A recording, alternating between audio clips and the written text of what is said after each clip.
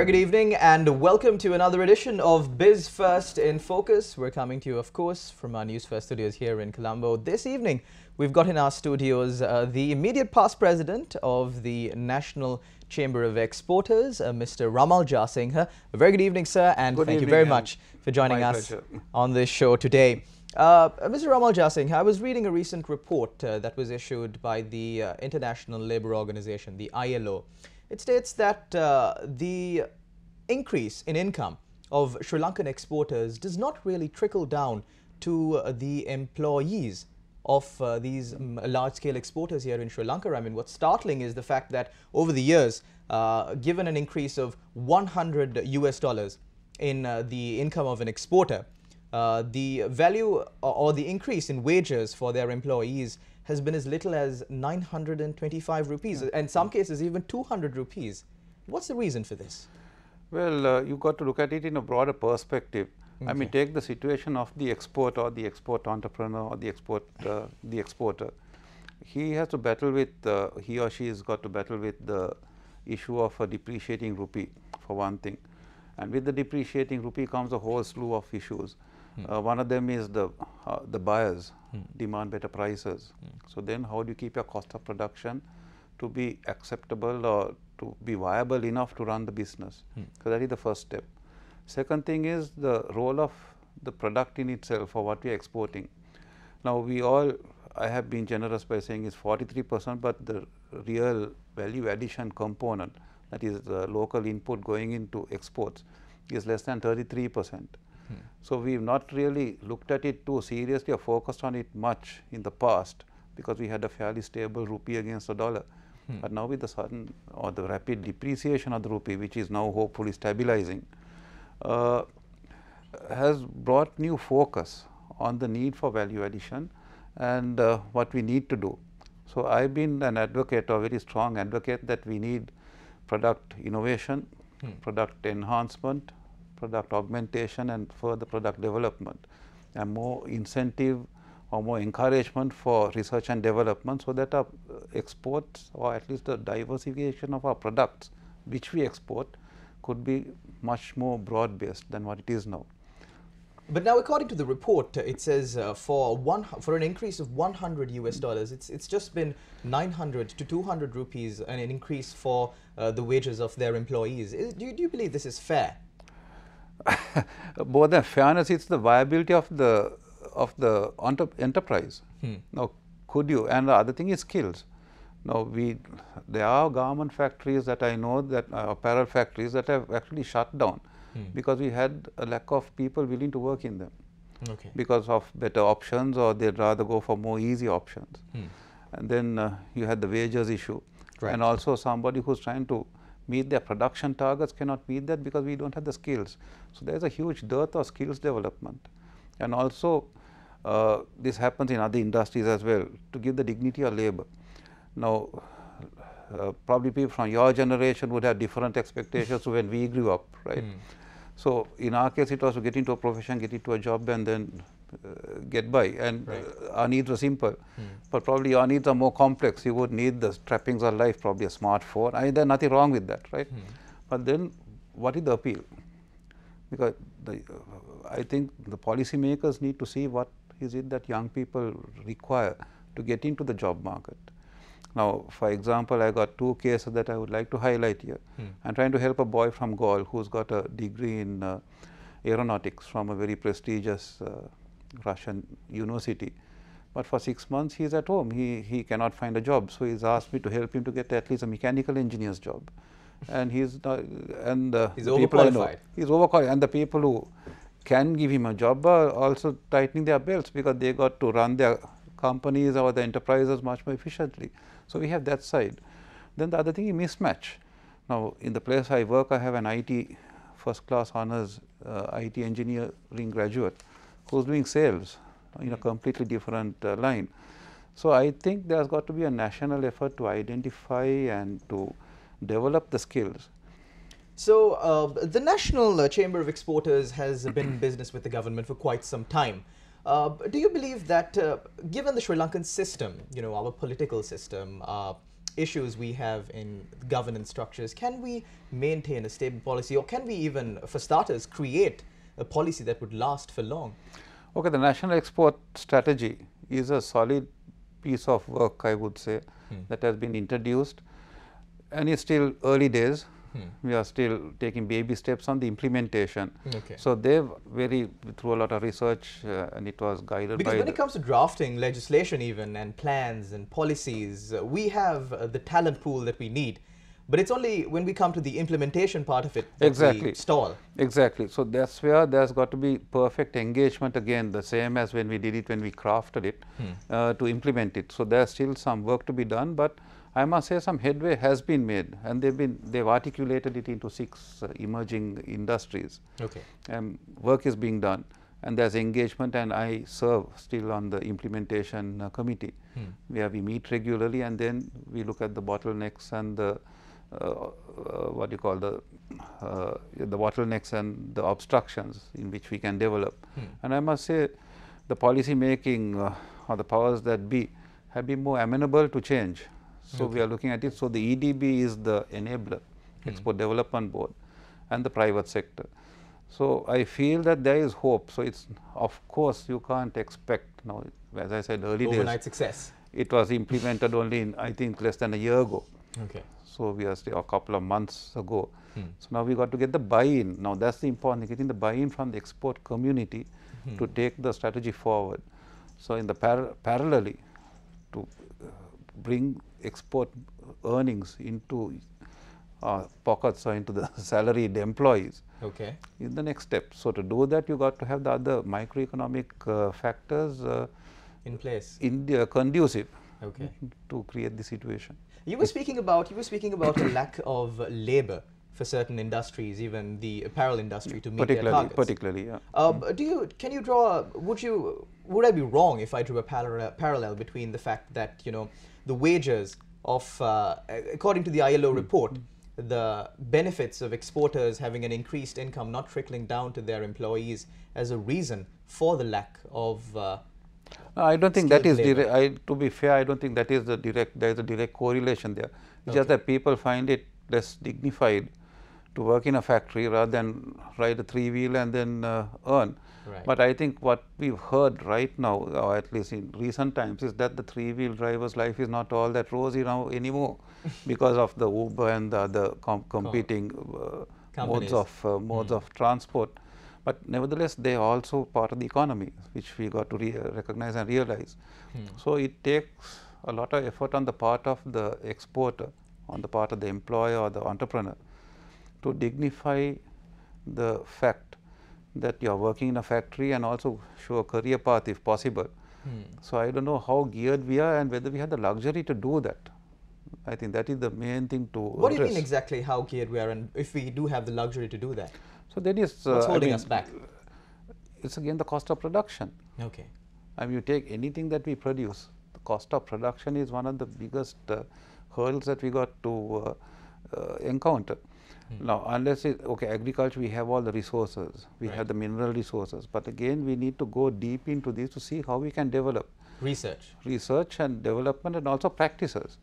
Now, I think in agriculture, there's technology and all that has come in, and there's also IT that is helping to bring new ways of cultivation and new ways of information, dissemination of information. But again, to what extent are those trickling down? Because by and large, we are still using following conventional methods. Conventional in the sense these are 2000 years old, right? I mean, we still have the Yala Maha seasons, which I don't know too much about to see whether they can be changed. But there is a bit of public stigma as well. Now, since you were speaking about the agricultural industry and using modern technology, see, what they say is we've been doing this for 2000 years, it's worked for us then, it'll work for us now, why change? Well, if things were to be like 2000 years ago, we wouldn't be sitting here, would we, right? And we would still be the granary of the world. But the world has changed. But the world has changed, right? The world has changed. Demographics have changed. So the point is, we got to move with the times, and we've not been moving fast enough. And as a nation, I think we've been missing the bus all the time, although we've been the first to try it out. I think there are many initiatives that started here. and we have not exploited it, where others who have got into the learning curve much later have far overtaken us. So, what is it? Is it policy making? Where does the issue lie, or is it in our own mentality? So, it's a holistic issue which has to be addressed, and I must say that there are steps now. At least we recognize the problem, and now there are steps. First step to solving a problem is acknowledging that exactly. there is a problem. So, we all in acknowledgement of the issue, and now it's a matter of moving forward. So, I think we are at the right place right now. Well, of course, Sri Lanka, as you said, has not been keeping up with the time, but time is moving fast. We will cross over to a short commercial break. We'll be back on the other side.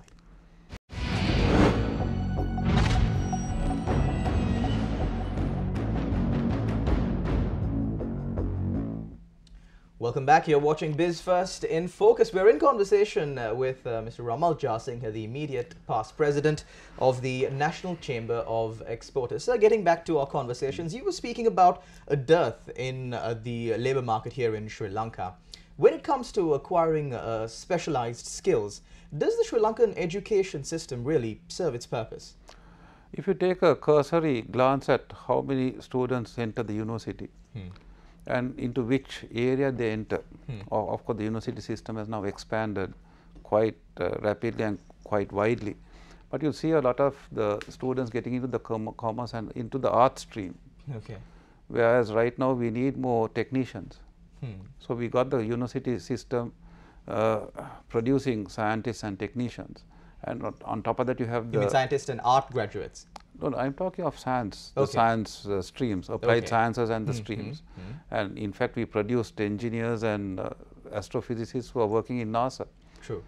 So, we had a brain drain. So, that is the issue that we need to address. Why is there a brain drain? A lot of these students are not from the metropolis areas. They are not from Colombo, Kandy or Galle, if you might say. Some of them are from with village backgrounds. Okay. So, we have the spark. On the We point have the talent. We have the talent. So, how do you harness that talent? And I think that's where probably the research institutes have been latent in the past so many years, because with the open economy, we were open to a lot of things. But again, within a closed situation, we were catering only to, at that time, about 18 million, a population of 18 million. But today, you cannot be in that closed cocoon. You got to spread out. So, now that there's know-how, there's so many gateways. There's, you're exposed to the world and so many opportunity, and also the sense of infrastructure has changed. So that basically you could stay at home and be an entrepreneur through eBay and PayPal if you want to. The government is taking a number of measures to promote entrepreneurship. They have launched certain programs that provide loan facilities, especially to women. Correct. But my question to you is, would it solve the problem if everybody became entrepreneurs? Point is, everybody does not have the talent to become an entrepreneur. All of us as a nation, or even our culture is very family oriented, and we are very secure in what we do. What's the first thing you do? You come and work here, I'd work, take a job, rather take the risk of being an entrepreneur. And also, if you're an entrepreneur, you take risk and you got to be patient. You can't expect miracles overnight. So, are we as if you drive on the road, you see that's a good test of our patience, right? So, I don't think we are very patient and as a nation whole, as a persevering nature in us. So, that has But to then come. there are a few people who do stand out. Of course. Risk takers are there, it's not that they are not there. But again, we got to broaden that, and what are the channels that we have to take that further. And I think more and more people, particularly in your generation, would not want to work for a company. You probably want to trailblaze and go out and do something.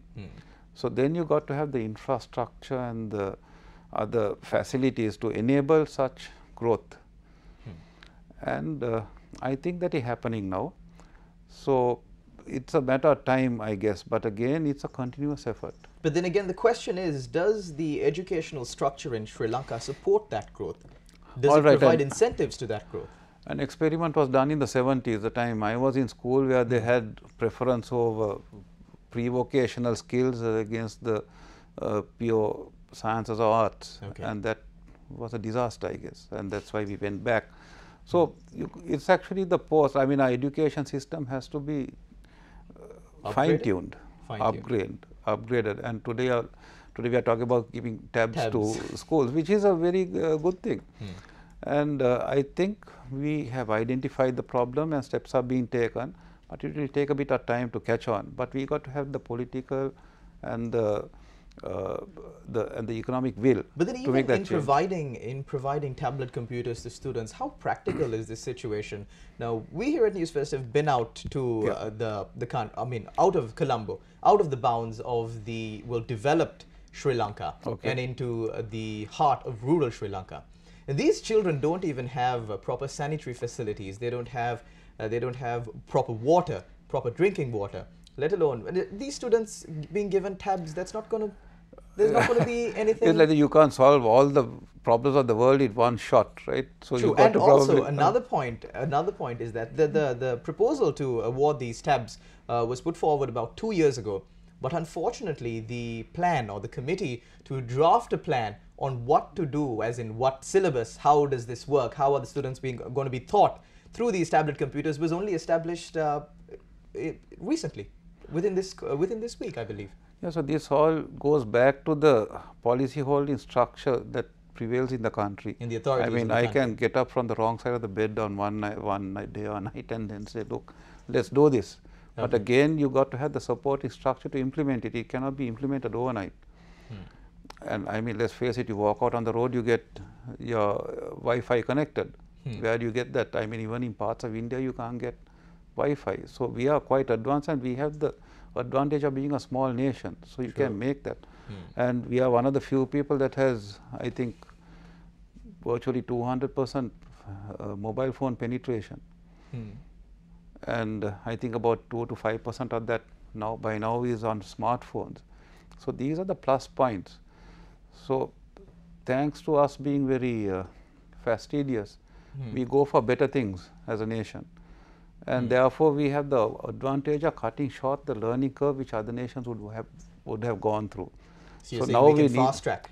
Exactly. So if we have the correct policies to fast track this. So going back to your example where we don't have sanitation. Sanitation is an issue which has to be addressed by the local government and probably philanthropists who are in those areas, and then upgrade them. So even if somebody hasn't got a proper toilet, if he's got a tab that gives him that child some inspirational value, aspirational value to do better. So I think we are getting, if that is the case, then we are getting to where we want to. But then if you truly examine the educational structure here in Sri Lanka, let's take school-based. In your advanced level, there are only 3 streams available. So in your life, you can either become a doctor, you can become an engineer, or you can become an arts graduate. It's just. I think I got to correct you there. That was the case in my time. Okay. After school. There is a technical subject as well, though, now. That has but now you've got the professional streams or the non-university streams that are coming. Now, I am a product from the Institute of Chemistry, which at that time a few dons from the Colombo and from the universities formed this with a tie-up with the Royal Institute of Chemists. So to become a chemist. So this was a private entity or a government? Private. Private entity. And today it's known as the College of Chemical Sciences, which has produced PhDs and professors around the world. So, and I'm talking about over 30 years ago. Okay. So today you have so many options. How many computer shops are there, computer programming shops? So you have developed apart from the university system. Now my whole bone of contention is, after you get the qualifications, what do you do? Do we have, so we need to build up companies as well as both state and private sector, as well as build up entrepreneurship, because both the private sector, neither the private sector nor the state can absorb all these people in single-handedly right now. So because we have other considerations of trying to keep our fires burning due to costs. Companies actually, some companies, thanks to our labor laws, are not retrenching because they can't. But if you had liberal labor laws, you probably might have companies with the aid of IT as an enabler, even downsizing. So these are the challenges. Can we afford to have more people out there? And can you expect people to all be entrepreneurs? So it's a something that has to be looked, as I said at the start, holistically. So it's not, there is no silver bullet or answer for this. So we are in discussion with Mr. Ramal Jasinghe. It's come to quite an interesting point. Of course, we will continue this discussion after a short commercial break. Don't go anywhere. You're watching BizFirst in Focus.